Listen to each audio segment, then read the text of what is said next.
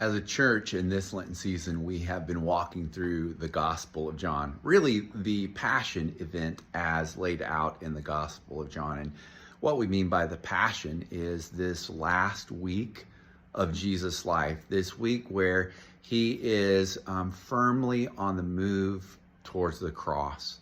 And we've been talking about this, that Jesus has called his followers to pick up their cross, deny themselves, and follow him. That our life is to really genuinely be one that takes up our cross. And as we've been walking through the Passion event, we're preparing ourselves for this. The question, when we're going through these life-transforming moments of picking up the cross, because by the way, this is where our life is changed when we pick up our cross.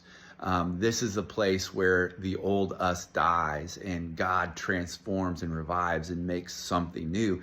As we do that, the question is, how do we approach it in a holy manner? When we're feeling the pressure, when we're feeling the pain and the suffering of the cross, how do we deal with that? Well, number one, I want to say this. I want to invite you Sunday to join us because we're going to talk about that. I know you're going through pressure points in life, places you're experiencing death of self, death of dreams, death of hope. And the question is, how does that become the place that God changes and transforms us? I do hope that you'll come and join us for that, but I hope that you're also practicing our Lenten fasting practice, that you are abstaining from something that you desire, something that you need, and in turn depending on God to fill those voids, because something happens when we're intentional about saying, these are drives in me that I wish to put on hold, to pause from, to quit, so that I may focus more intentionally on what God's doing. I hope that you are finding a place, whether that's food for one meal a day or maybe even a whole day of fasting, whether that's a fast from social media, a fast from television or entertainment, a fast from something that you really love, so that you can pursue the Lord. I hope that you're doing that.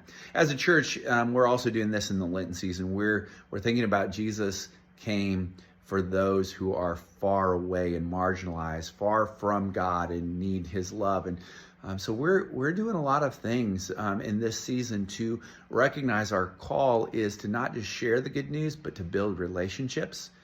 Because that's what Jesus did. He came to build relationship. And so I hope you're thinking about who it is that God has put in your proximity, so that you can begin to care about them and love them into relationship with the Lord.